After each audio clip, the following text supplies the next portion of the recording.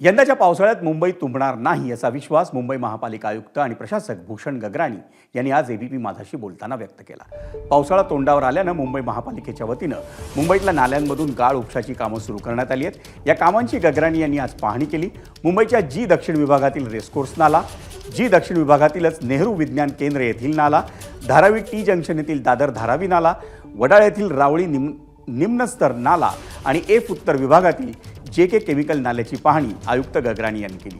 मुंबईत 250 किलोमीटर नाल्यांची सफाई आणि गाळ काढण्याचं काम सध्या सुरू आहे। त्यापैकी 30% नालेसफाईचं काम हे पूर्ण झालंय। या नालेसफाईवर यंदा 225 कोटी रुपये खर्च होणार आहे। येत्या 31 मे पर्यंत मुंबईतील नालेसफाई पूर्ण होईल असं सांगण्यात येते।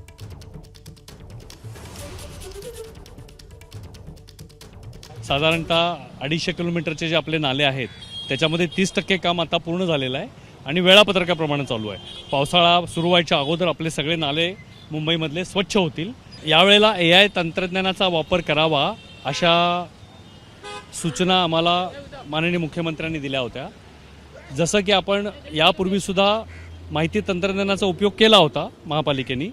GIS बेस्ड व्हेकल आपण पहिल्यांदाही लावले होते, पण आता पहिल्यांदा आपण प्रत्यक्ष ज्या ठिकाणी नाला काढला जाईल त्याचं सुद्धा व्हिडिओ रेकॉर्डिंग करून ते सुद्धा लोकांना आपण उपलब्ध करून देणार आहे। ABP माझा, उघडा डोळे बघा नीट।